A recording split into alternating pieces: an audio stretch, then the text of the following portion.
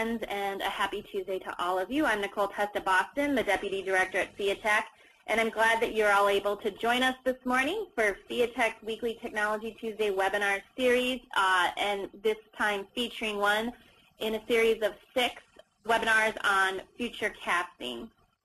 We have an exciting hour set aside to learn more about the Millennium Project. I want to introduce Fran Raybuck, who is the Director of Intelligent Infrastructure Lab at Bentley Systems. He's our guest moderator this week and for all of our future casting webinars. Fran, many of you know, leads our RFID and smart chips activities in FIATech. He spoke at many of our conferences and is involved in a lot of our Element 4 roadmap, intelligent and automated construction site work, and has been a key critical factor in lining up our speakers for this webcast. We're very grateful to Fran for that. So let me turn this over to Fran, and he will present our speaker today. Thank you, Nicole. Our speaker today, Jerome C. Glenn, directs the Millennium Project, which produces the annual State of the Future for the past 13 years.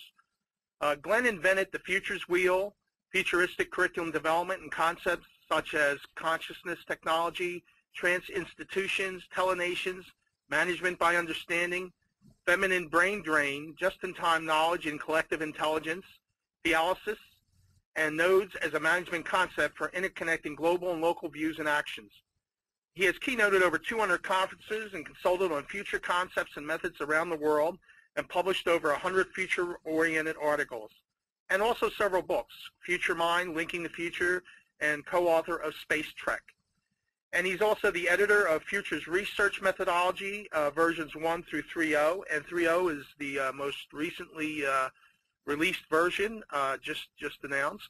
And it's the most comprehensive, internationally peer-reviewed set of methods to explore future possibilities ever assembled. I think there's 39 chapters in there and over 1,000 pages. And before we get into the presentation, Jerome, there's a lot of words in here that I'm not familiar with, but one in particular, fialysis or phelesis.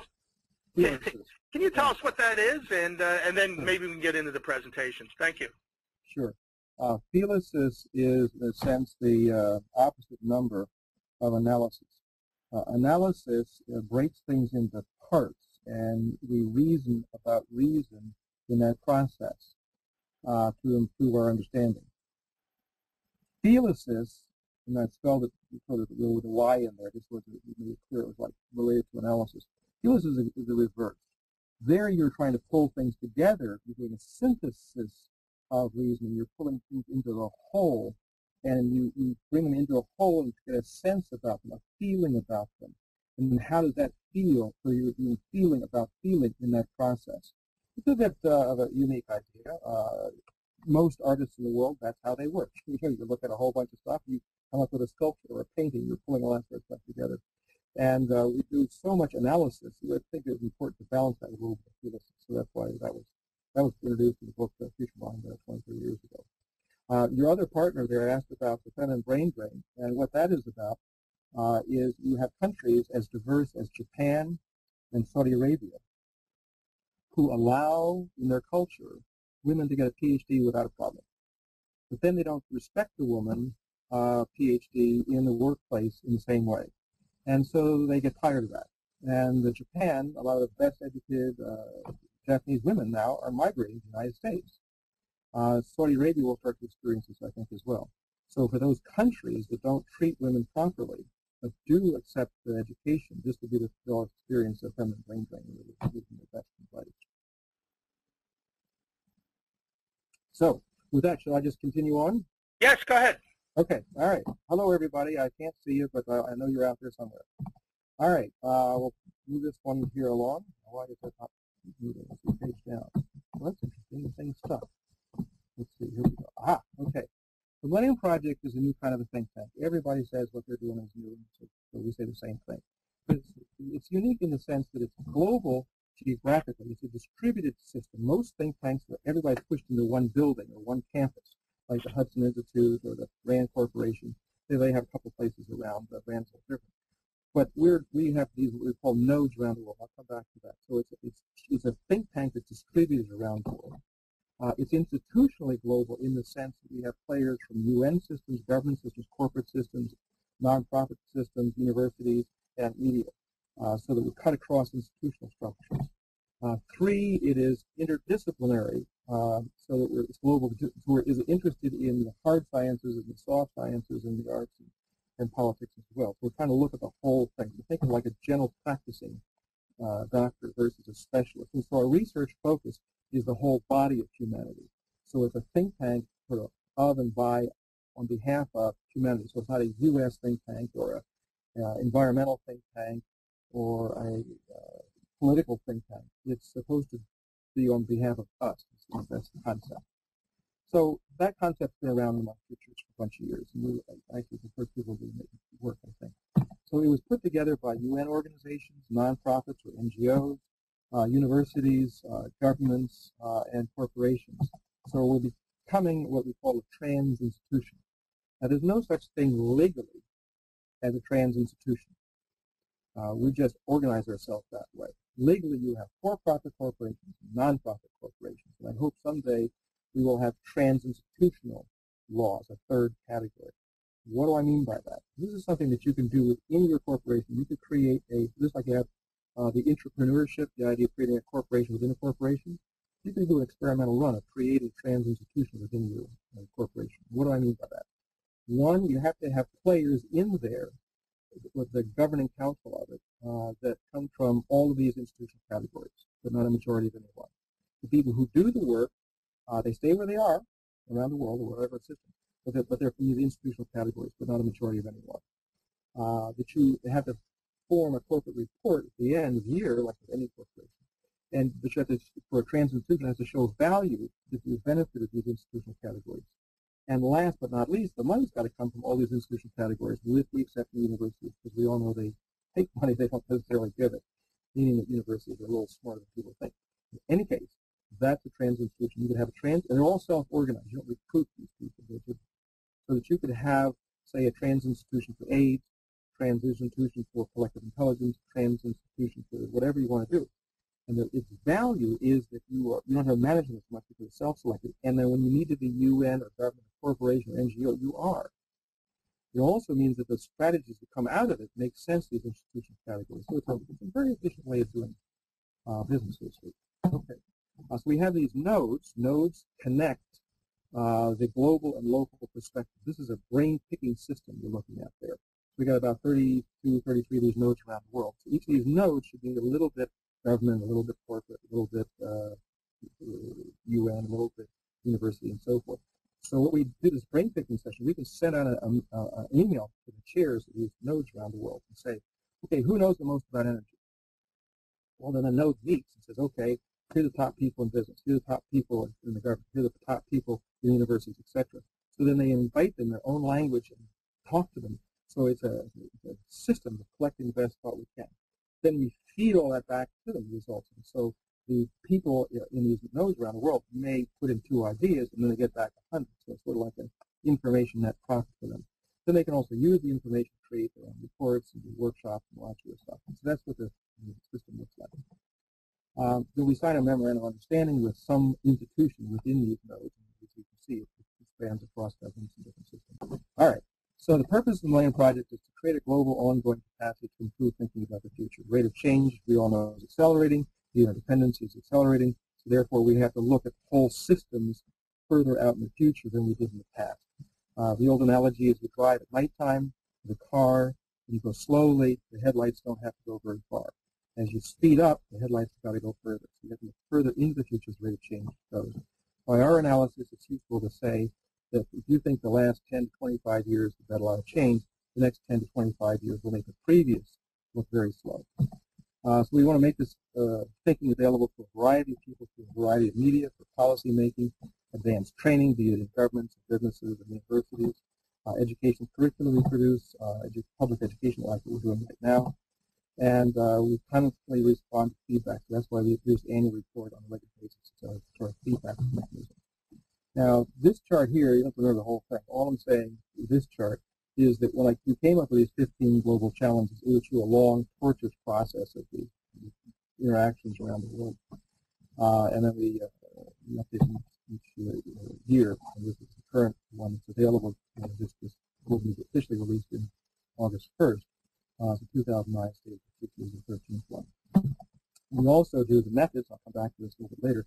This is mentioned. This is the largest collection of international peer-reviewed methods ever put together.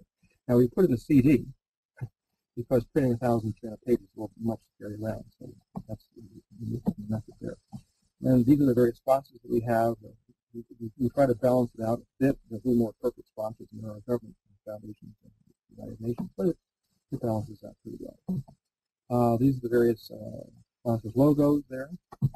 And now the 15 global challenges. What we do is we give in State of the Future an executive overview of each of these. That's one page per challenge. And then the second page is what are the regional considerations around the world. So that makes 30 pages. In the CD that accompanies the State of the Future, they get about 1,400 pages. So if people want the detail, they go to the CD that comes with the State of the Future. But if they want the executive overview, and these challenges, by the way, although they're listed 1, 2, 3, 4 to 15, one is not more important than the other, just like your brain is not more or less important than your heart. This is a system.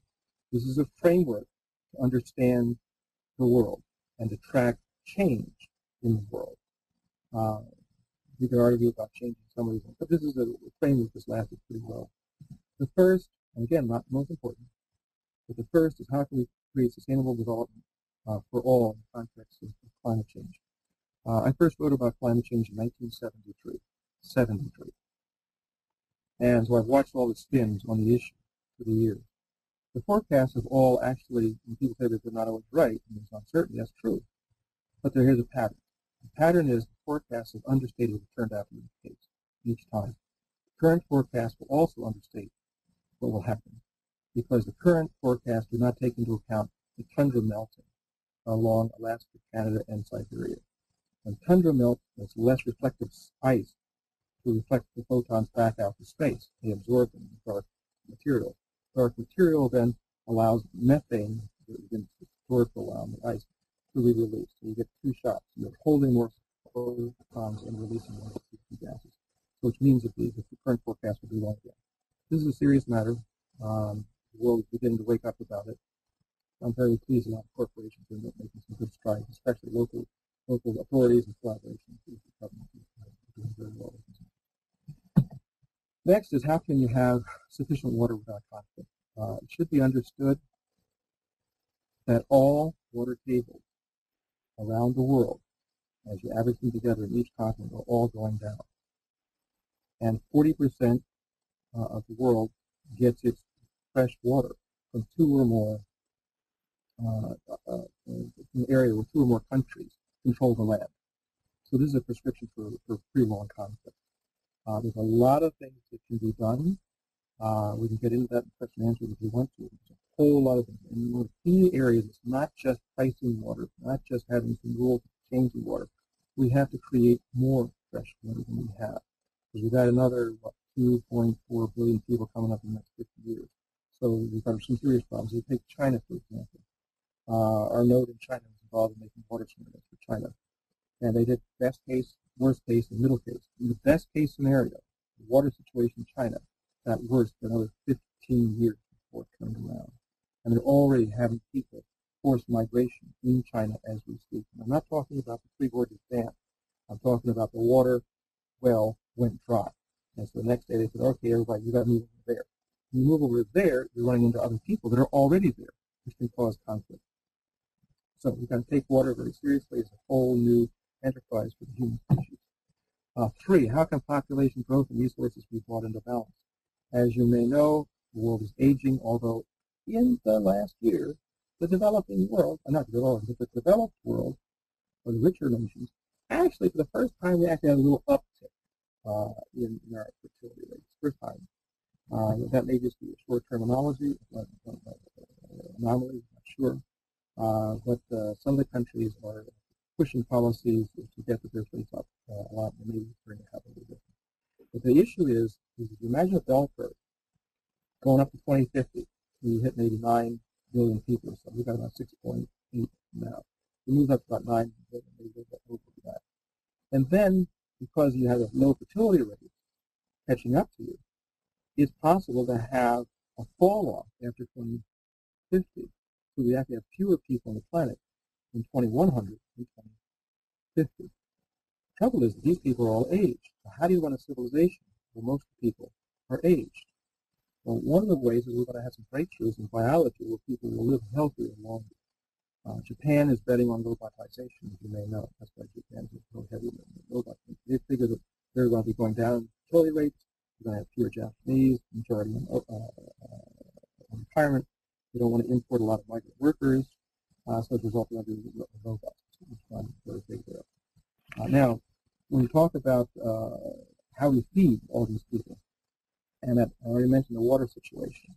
So how do we get enough food to another 2.4, 2.5 billion people? Well, one of the ways is we're going to move much of our agriculture from fresh water to salt water. Imagine the deserted beaches around the world not being used at all. Imagine irrigating those with, cutting channels and letting the ocean water come in. There's about 100 trials right now of plants for commercial purposes that can handle salt water. We want to move as much as our agriculture along the coastline as possible to free up fresh water for urban areas and produce new areas that have biofuels, because algae produces much more biofuels than corn. So you can produce food for humans, food for animals, for biofuels, also for paper products. There's a whole new migration of agriculture. Is one of the areas. The second one is producing meat without animals. Sounds crazy. You can do a Google search on growing meat without animals, April 2008, Norway. And you'll find a major conference there of scientists from around the world who are collaborating. We've already done this. Now it's the question of how do you make the food, how do you taste right, the cultural sensitivity, the marketing, scaling up, all those sort of business questions. Because most of the water that's used in agriculture is used for producing animals. So it's a major long-term problem having this much meat to the old-fashioned thing. Also, you don't get your money back for several years. The cow's got to grow up.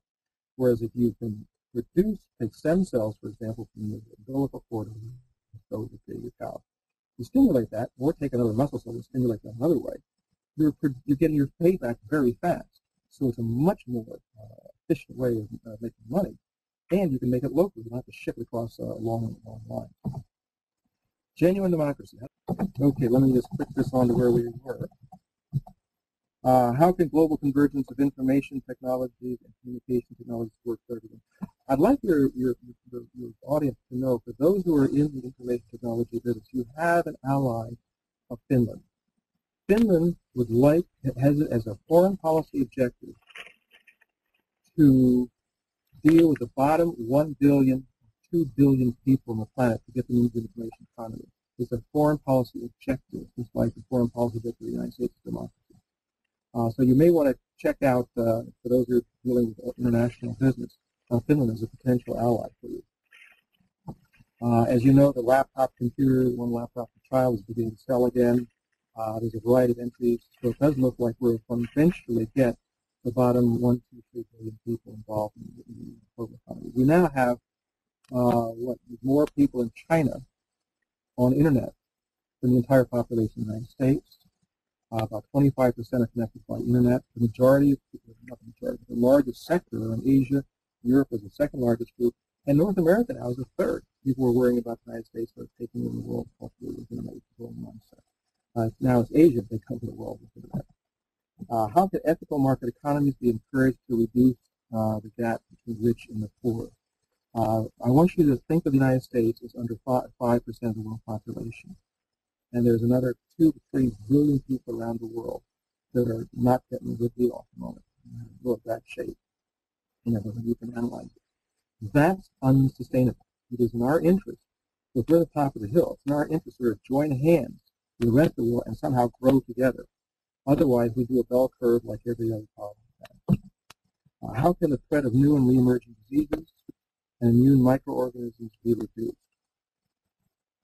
If you remember the movie War of the Worlds, the extraterrestrials were defeated not by human intervention, but by a virus. This is the big Achilles heel coming up here. Not only do we have a lot of new diseases coming up, like the H1, the various virus diseases, you don't hear about the news, but all old diseases are re-emerging. And there's some that are becoming immune, like tuberculosis now, which is resistant to a lot of different cuts. So we may have to come up with a new way of treating these communicable diseases in the same way that we do with fires. We have fire extinguishers. We don't know where a fire is going to break out. We have fire extinguishers. So it breaks out somewhere, you can surround it with the fire extinguishers and knock it out. We may have to create a new kind of medical paradigm where we figure out how to bring the immune system up very fast, very strong, so no matter what the new agent is, what the new bioweapon is, no matter what that is, you can hold it off for several days. So if you surround an area like a fire extinguisher, this sort of new approach, then we can contain. Because what happens if Ebola goes airborne, for example? What happens if a single individual becomes, they'll mass produce some of these things and puts them in airports? I mean, there's a lot of threats here. We have to have a new paradigm for medicine. It's a whole new opportunity. How can the capacity to decide be improved as the nature of work and institutions change? We know that we have to take into account a lot of different people more and more in our decision making. It's hard to do it. We have a lot of meetings, briefings, and talks like this and so forth, and it takes up a lot of time. Millennium Project's developed a little called real-time cell file, where you can put your criteria across the top and grid and the decision options down the left, make that available to senior executives of people in the corporation and say, okay, by 5 o'clock today, I'm going to have this all ready. So we've done this with several corporations in some countries to speed up the decision-making process. A lot of other things like this, but we have to take very seriously the idea of taking into account increased complexity, increasing uncertainty, while at the same time making decisions one by one. We've got to have some approaches to that. How can shared values and new security strategies reduce ethnic conflict, terrorism, and use of weapons of violence and destruction? Got a lot to cover here, so I won't comment on all of these here. How can the changing status of women improve human condition? Something like a third of the women in the world are attacked by their partners. The largest war on the planet is not Iraq, Afghanistan, or any of that sort of stuff. The largest war is men attacking women. In the UN, we define war as 1,000 or more deaths a year, and clearly there's more than 1,000 more deaths. We don't have a good way of dealing with this, and it's just saying teaching women to behave is a slow motion process. In Italy, we now have a program in Italy where they're introducing martial arts in the school system, public schools. So that imagine, how many men in the audience would attack a three-belt black belt martial art master in that 2 minutes. So if you have from elementary school all the way through high school in your physical education program, instead of doing volleyball or something else, you learn some martial arts as well. So by the time you get to high school, you probably have several black belts. Not too many men really want to attack that. So there's an awful lot that's been held up in the world, and fear. There's an awful lot of fear out there that should be curtailed. As I already mentioned, determining brain skip on the next. Organized crime is a much bigger deal than people realize. By our calculation, organized crime is probably somewhere around $3 trillion a year total altogether. Take all the military budgets in the world, it's about 1.3, 1.2 trillion, which means organized crime is about twice all the military budgets in the world. Now, some people say, well, yeah, organized crime is not an integrated whole system. Correct. Neither are all the military budgets either. But military has a big influence in the world, research and development, etc. So how much influence does organized crime have in the world? The World Bank says about $1 trillion is paid in bribes a year. That, if you look at governments, you could consider them as decision points rather than flowcharts. And in those decision points are humans that can be bribed. If that's the case, and these numbers are even close to real, that would make an awful lot of democracy an illusion. We need a global, serious, organized crime counter strategy, airtight through all the bank systems. This is incredibly explained in the future. I don't go into detail here. But as long as we think organized crime is a cost of business, like insurance, then it will grow. And as it grows, then illusion is how can a growing energy demand be met safely and efficiently? One of the things that pushing along with other people is a joint U.S.-China 10-year goal with a global R&D program to implement the goal. This is extremely important. Secretary Clinton did a press conference in China saying they're moving in that direction. We'll see how far they go. But we've got an awful lot of innovation in energy going on all around the world. In fact, accelerate that and make it more coherent. Because not only the climate change situation, but you've got countries like India and China where you've got brownouts all over the place. So here are some highlights that from the State of the Future that I thought might be interesting. Giving the highlights of the State of the Future is a little bit trying to give the highlights of the Encyclopedia Britannica. What do you include? So this is very subjective, but some little things here. As I mentioned, there's more users of the Internet today in China than the entire population of the United States.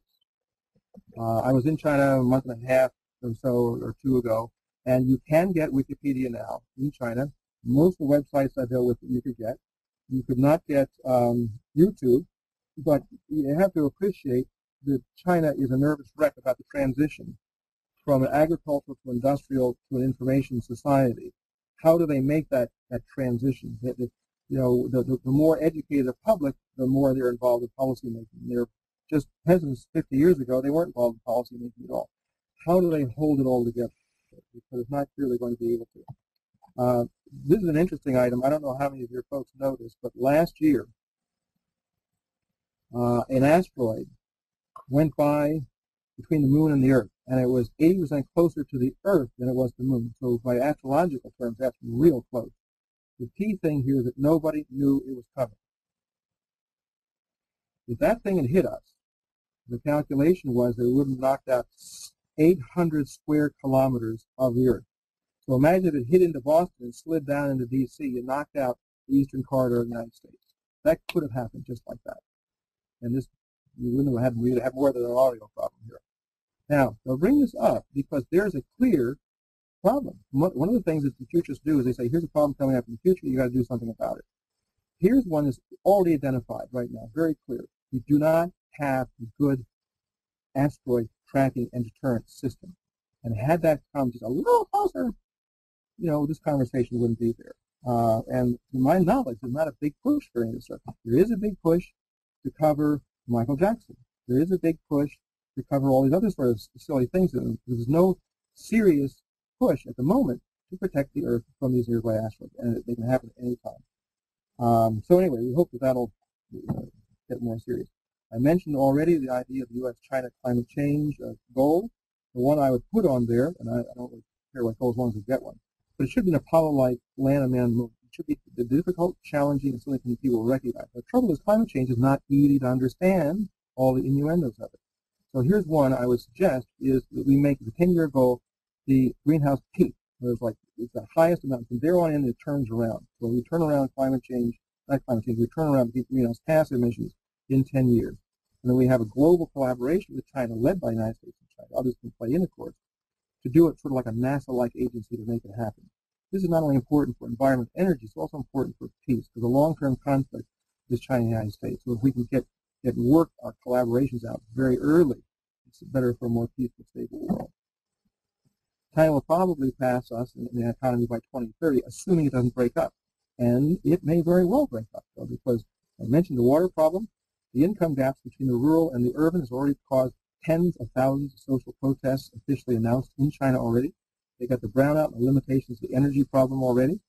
And they got the separatist movement, which now is in the news. There's more casualties in the separatist movement in northwest China than all of the protests going on now in Iran.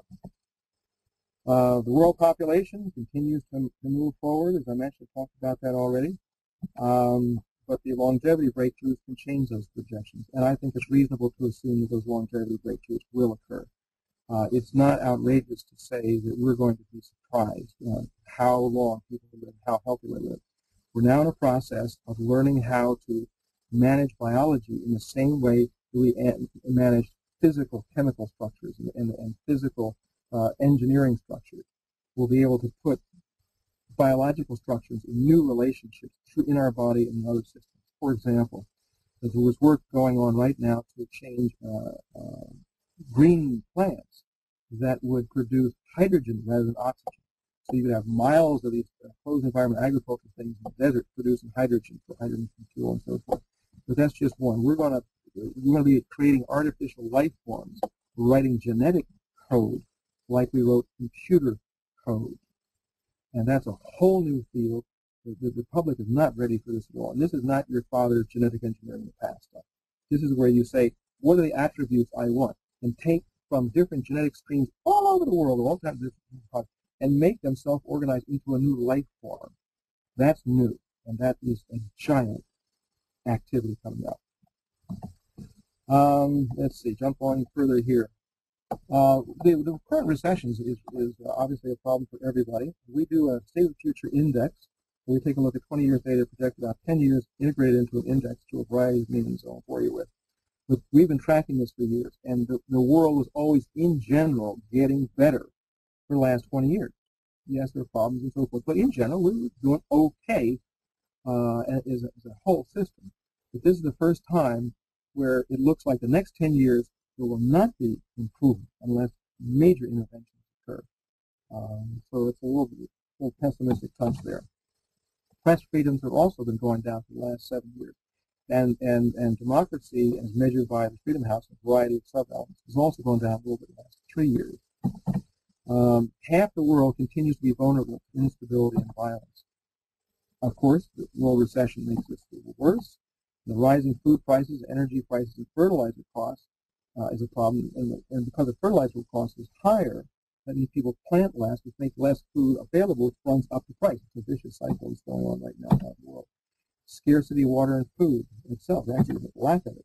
Falling water tables, the drying rivers are going on. Desertification, climate change. The one thing about climate change people don't quite get is as the changes start to kick in, they don't kick in one place. It's sort of around the world. So it makes this environmental security issue more difficult than it was in the past. And of course, we got these failing states, quasi-failing states, which then can lead to political, economic, and environmental migrations and go into where people live, that can cause some conflicts. So these are serious issues. They are. I want to tell you, the audience, after 13 years working on these things, I am convinced there's answers for just about all of these things. I am not pessimistic. I am optimistic. People are getting more serious about the future than the past. They are looking at alternative ways of doing things. The business is responding around the world to a lot of these things in a good way. So I am optimistic, but we by no means can relax on these things. And we did a little study on some potential elements of the next economic system, because people said, okay, do we go back to the same old after we get rid of the recession, and therefore the business cycle continues? And one of the things that worried me about this is that you have an oscillation going through time. It starts to get its own rhythm. We could have one big rip, maybe another 20, 30 years, and I'd like to avoid that. So are there new economic elements that could emerge and grow into an economic system? We're not talking about a whole new field, but what are the new kinds of things that ought to be reinforced that we should be looking at for a new economic system? So we did a very quick study, about less than a month. We involved, after those around the world, picked creative people. We got 217. And these are the top 10 that they had in here that would make a difference. 35. 35 were given. They're all in the book, and we asked the people not only to rate them, but to explain how the items could turn out good and how it could turn out bad, so that we can sort of think ahead of these things. Obviously, ethics was one of the key items, because some people say that it was a lot of unethical judgments through a bunch of years that got us to accelerate the problems here. We have the new forms of wealth and nation-state systems. We've got to look at taxes potentially for commons. This is controversial issue. Most of the United States, the rest of the world is not a problem with this. We know that bees are going down. If we have bees get rid of bees in 2020 and 2030, then we have to go to agriculture in a much different way, even along the coastlines, saltwater. So we've got to save those bees. How are we going to save those bees? Across the borders. There's a lot of things like this that we have to work together on. And we've got to have mechanisms to fund that sort of stuff. Collective intelligence becomes the commons for the knowledge economy. By collective intelligence, I'll define that later on. Education involving the economic system. The idea here is that a lot of times people don't know how economics works. And they may come up with a lot of stupidness that keeps the public sort of not involved in economic development as it ought to be.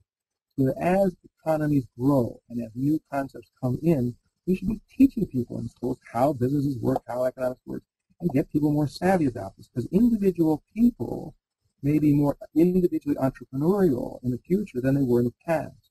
In the past, you didn't need too many bosses in the agricultural age. You needed some more managers in the industrial age. But in the knowledge economy, surrounded by the internet, an individual can seek markets and make a living rather than seeking a job.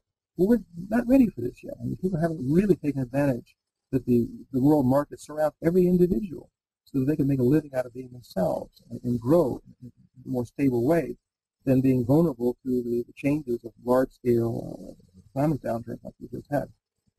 Simultaneous knowing, the idea of transparency, a whole new phenomenon. Much of the power structure controls the flow of information. The flow of information is going to be changed. It changes how we work, especially in an investment market. The value of natural resources in production should be included in the pricing. Very controversial. Women are getting more into the economic roles, on par with men. Tax havens start being knocked out as well. So wealth starts to be redefined as experience more than the accumulation of physical objects. Because if you take a look at those next 2.5 billion people coming up, between here and 2050, and you figure that there's going to be more people becoming more wealthy than ever before. Because, by the way, the trends are, we are winning economically in the world in the long term. When people say, well, gee, we have 2 or so billion people that are $2. Yeah, but it used to be many more down into $1. Now, $1 a day, it's about 800 million people. Well, so the World Bank changed the definition to 1.25. So now it's still under 1 billion people. So they are moving up. The world is moving up. It is getting more prosperous. I expect that to continue, which means by 2050, the amount of normal wealth that an average person would have in 2050, plus a population much larger than it is today, that means one hell of a draw on a natural environment. We can't sustain that. So we've got to start talking about wealth in new ways, cyberspace wealth, all kinds of different wealth. Okay, most controversial items. By most controversial, I mean those that were bimodal. In other words, like half the people said this is ridiculous and half the people said this is wonderful. These are the ones that are really controversial, which means these are the ones we may want to study. The first was we know an awful lot about international financial systems and economic dealings, but we haven't created a sort of an expert system to alert the world, say, okay, you now are moving beyond the leverage areas where it's the danger. And you have to change that. So the idea here is to make some automatic systems that countries with larger economies would sign an agreement to help stabilize the world. Half the people said this is fabulous, it needs to be done. Another half said, forget it, no way. Single global currency, very controversial. Artificial light, I mentioned a little bit about that, as computers were key elements of the information economy, so artificial light will be key to the next economy. Internationalization of labor unions, very controversial. Labels on financial instruments, like we've got labels on nutrition and food. Some other interesting elements is the simultaneous knowing, which I've already mentioned briefly there. Now that was non-ownership. This is a big one, also very controversial. But we know that as systems got so complex in the software industry that you had to have open code so that people could collaborate and develop it further. So who owns it? You say, well, in a sense, it's sort of non-ownership. It's where the user, whoever uses it, in a sense, owns it. They don't really own it in the normal sense. So this is different than state ownership. This is different than private ownership. This is sort of a new ownership function.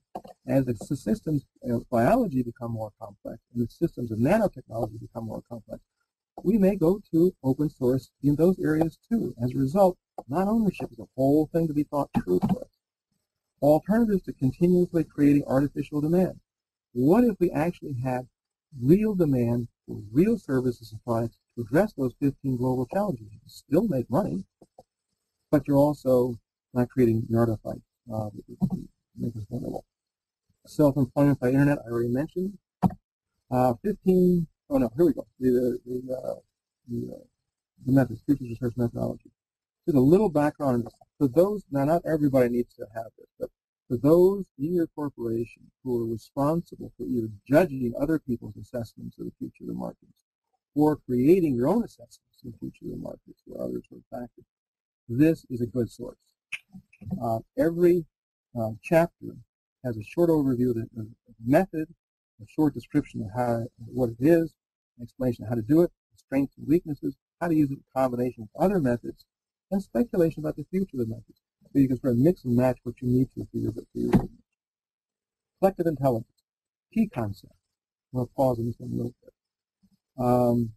It is important to every one of those 15 global challenges get better addressed if you have a collective intelligence program. The output of future research tends to be collective intelligence. A corporation ought to be seen as a collective intelligence itself. How does the whole system of the corporation learn, become smarter, and be interdependent on its growing of knowledge and more precise in strategy? So by collective intelligence, I mean an emergent property, just as the same sense of consciousness is an emergent property of the brain. From the synergies among data, information, knowledge, software, hardware, and experts, the people. So each element is important synergies among these that continually learn through feedback to produce nearly just-in-time knowledge for better decisions, so that any employee knows what to do in a given time with an internet system like this.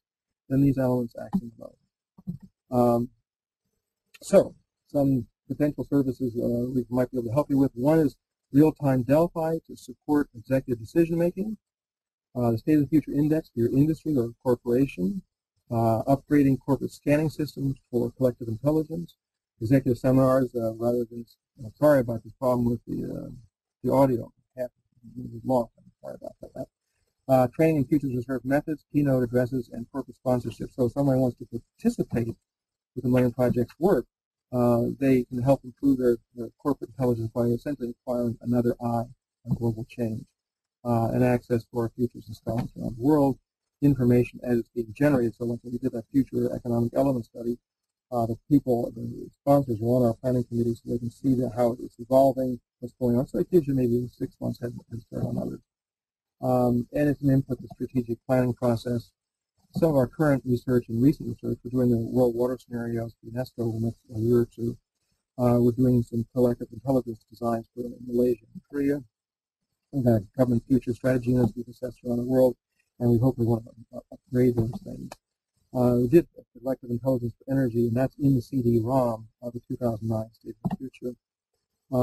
We've done some real-time Delphis for corporations like Hershey, UNESCO, World Bank, Korean government, so that they can more quickly come to decisions.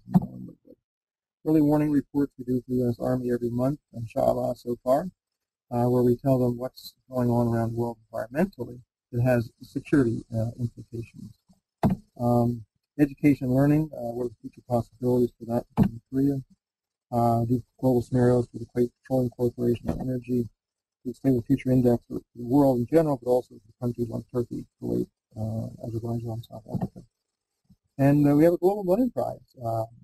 This is where we ask kids around the world, what are your good answers to these 15 global challenges? And if you get judged the best, then you get to Hewlett Packard, use your computer, and a trip to Mexico and the celebration and all that. We'll always skip all this down here. The benefits. This is the planning committee. The guy leaning to the right there inside. That's a microphone thing. So we have the different sponsors together with no chairs. We sort of collaborate for 3 days. It's a little part of our collective intelligence system as well. So, questions, and I apologize again for the audio problem. So, how do I see? Can I hear you at this point? Can you come in and we've got any questions? Nicole, do you have any questions? Sorry, I was on mute. No, I don't right now, Fran. Yeah. Are there some written questions that you could read? Well, I have a question actually. You talked about the female brain drain, and yet there's been reports recently that at the college level, more women are entering college, and actually an increasing percentage, or a larger percentage of women are graduating as opposed to young men. Right. I'm not sure what that means in the long term. Yeah, well, I'm glad to see that right. we're changing sort of the traditional male-dominated education system, but something's happening to young boys, young men in the system. Do you have any insight? Has that ever come up as an issue? Yeah, well, first off, what you're describing is the driver for the feminine brain drain. Women are getting better educated, but the culture hasn't adapted to that yet. Now, if I understand correctly, you're saying, why are fewer men in many colleges around the world? Well, yeah. For instance, education says the number of boys applying. Right. You know, there's about 1 in 3 of every 10 boys that enter a 4-year college emerge 4 years later with a bachelor's, and it's 1 in 4 for every 10 girls. Mm-hmm. And actually, females are entering college at a increasing percentage rate above of men. Mm-hmm. Yeah, I haven't done research on that, so my opinion would be the next guy at the bar with a drink. So maybe we can ask some questions I do know about. I would just venture to say that if you're in a society where there's no other release for your creativity than education, then it makes sense for you to be in education as long as you can. Whereas a male-dominated society, there's many other ways you could act in the world. You don't have to be in the education system. So that might be a factor there. Hey, Jerry, I have a question here. Of the 15 challenges that we just saw, which one do you worry about the most? I worry about that question the most. And let me explain why. When you say challenge X is the most important, then the people who don't agree with that then disagree with you. Then the media is very happy to say, well, then the two of you debate it out. Then they had this debate it out, and then at the end of the show. In biology, the human body, we say, here are the systems of the body, the skeletal system, the respiratory system, the muscle system, the nervous system, etc. It's a framework for understanding how the body works. We don't say that the skeletal system is the most important or that the circulatory system is the most important. They're all important. You take out one of the systems and you're dead. Well, the person had clarified it and said not necessarily which do you find the most important, but which one do you, Jerry Glenn, worry about the most?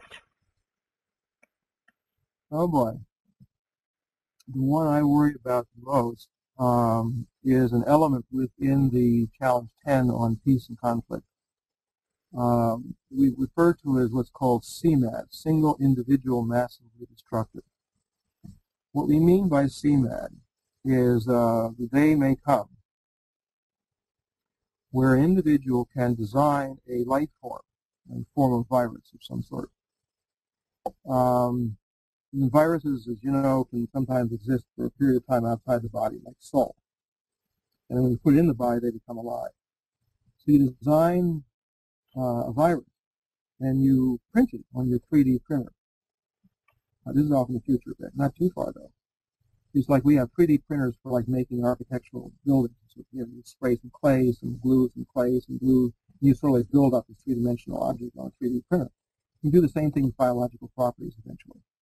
So you can design a biological property and then print it, so to speak, and have it live on a petri dish, and clone the hell out of the thing, and then put it in various places. And if you have the incubation period, say 6 months instead of say 3 days, then by the time the diseases and the deaths begin, you will not be able to trace it. So we have to think of a whole new security paradigm here. Well, one, you want to have nanotech sensors virtually in all public places so that you can monitor long-term, monitor the movement of essentially any biological, radiological, any sort of dangerous material like that. So that if somebody decides to want to make some weird thing in their house, as they go in and out, it would be identified. But as we know in information, anything you can understand, you can digitalize, you can hack. So this is not foolproof. It helps, but it's not foolproof. On the other side of the equation is that we're learning an awful lot about cognitive science and human behavior, not integrated into the education system. We'd like to be able to want all these humans to grow up in a nice, healthy way and not become crazy. Because if you think about how many crazy people there are in the world who would like to format the C drive of civilization, so to speak, they read the Bible and say, Noah, aha, the world was wicked, Noah, the animals 2 by 2, and then everything was wiped out. Well, some wacko might say, well, it's time to do that again. They may have the means to produce that in the future. And that's the one that worries me the most. I talked to countries, the militaries about this. They are engaged. They're trying to think about how we actually prevent that. It's probably more difficult to prevent that than to prevent World War III. World War III was a bipolar system. I'm glad we're over it, but the CMAD may be the next one to worry about. I think we're more worried about that than any of the sort of the terrorist business we're looking at, because here you can talk about individual variants rather than groups of variants. All right, Jerry, we have a few more questions if you've got the time. Sure. Safe drinking water for all is possible. We know this. The resources exist, financial and technically. The benefits are obvious: health, poverty alleviation, etc. What is it that we have to do to make progress on this?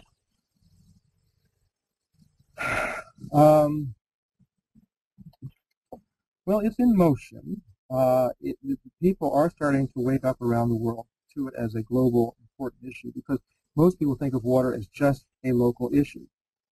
And in a sense, that's a true statement. There are a bunch of local issues, but there's a lot that's being experimented on around the world that can be replicated. Like, for example,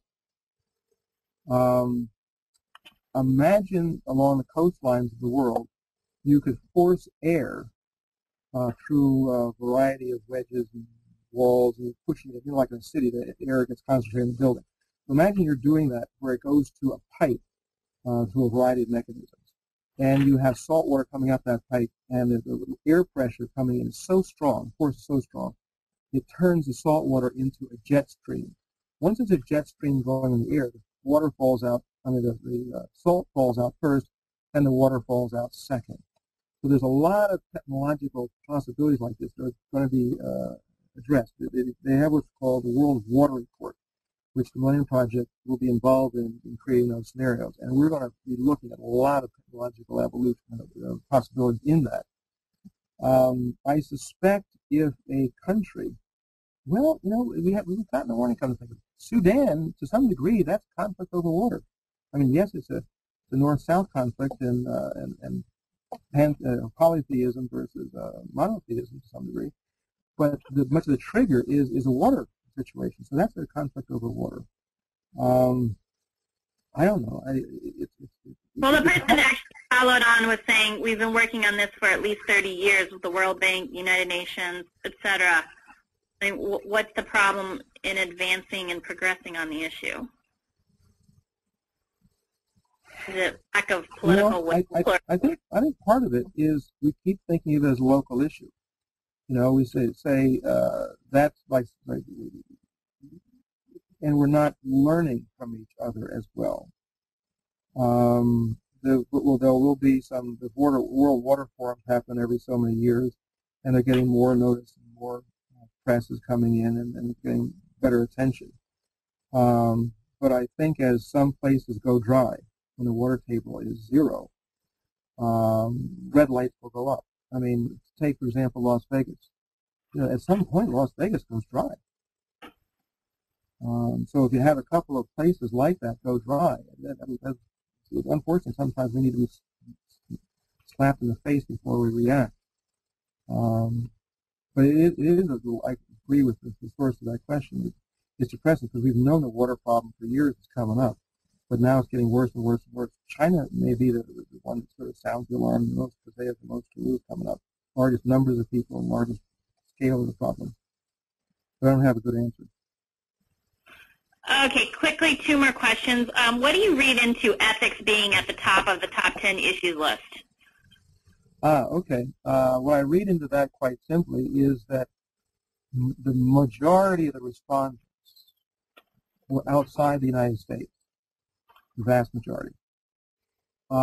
There is a bit of resentment that the U.S.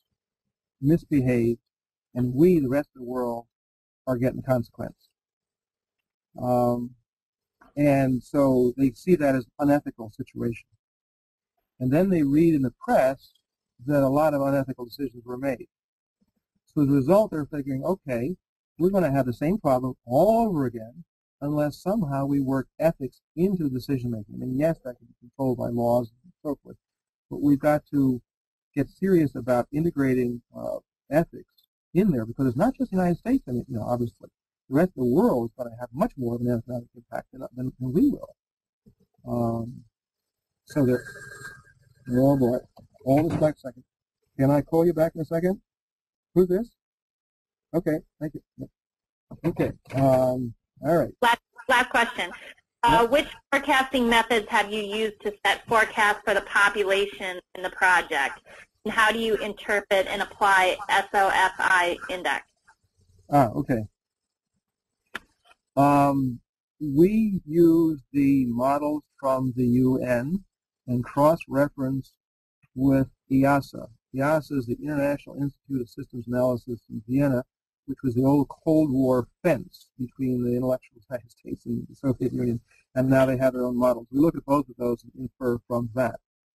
On SOFI is a different approach. SOFI, the State of the Future Index, what we do, like for the world, you can do it for anything, but we do it for the world and for nation states. You can do it for industry as well. What we do is we ask in the world, through the nodes, identifying people to answer questions to say, okay, what are the most important ways to measure progress or regress on all these 15 global challenges? And you can't do them perfectly for all, but that's what we asked. And then we've got something like 119 indicators from this exercise. Then we made a judgment that we had to go back 20 years for data to allow us to talk about the next 10 years. We just made it up a 2-to-1 ratio. The limiting factor was things like internet, because it hadn't been around for 30, 40, 50 years.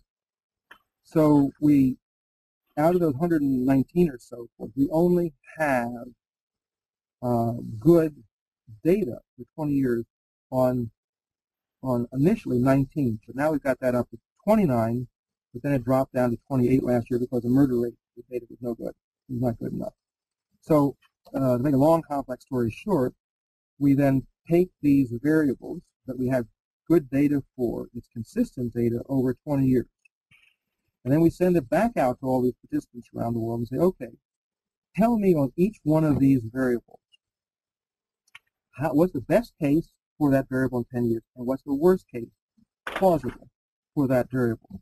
That gives us a range between 0 and 1 through which we do a projection of the 20 years of data. So it might be 0.4, 0.6, or whatever. Then we take all those and add them up to an index. We also add them on weighting each one as well. So there's two ways of weighting. How it goes between 1 and 0, so you can do comparative mathematics. And then what's the weighting for each of these, and that ends up with an index. So you can do the same State of the Future index for something else. Let's say you're going to do it for the computer industry. One of the most important variables or indicators, one of the most important indicators in what variables therefore measure that indicator is it to say that the future is better for the computer industry. What does that mean? So we can do the same sort of exercise for industry as well. But that's how we do it. Hello? Yes. Yeah, it's still here. Yep. Okay. I just got a little sign saying, Nicole was the presenter. You're no longer the presenter, which is okay. Can you hear me? Yeah, I was just turning over to our schedule for the rest of the upcoming weeks. Fran, did you want to make closing remarks? No, Jerry, I just wanted to thank you, and sorry for the muffled record or the session here. What we'll try and do is when we get the audio record of this, see if we can clean it up and boost the sound a bit and post it. And at least the links and the material and the information that Jerry's doing on the Millennium Project, I would highly encourage people to check out on the website. The book, and I have an old version of the different techniques, is really very useful if your organization is looking at extending its strategic planning into doing future casting stuff, and I would encourage you to take a look at that. Jerry, thank you very much for sort of a great overall presentation of all the problems we have in the world, and hopefully we'll look forward to solving many of them in the future. Nicole, I'll turn it over to you now. Okay. Thanks, everyone. We've run just about out of time. I want to remind everyone that we still have 4 more the future casting, and those are available on our website. I'm showing them on the screen right now. We'll have Rob Atkinson and Stephen Azal from the Information Technology and Innovation Foundation next week. Carol Reed from Bentley Systems will be talking on August 11th about their Future Cities initiative. And we've got Kurt Yeager from the Galvin Electricity Initiative on the 18th, and Tim Mack, President of the World Society, on August 25th. So please make a note of those. We'll be sending out emails shortly, and everyone have a great day. Thanks for joining us.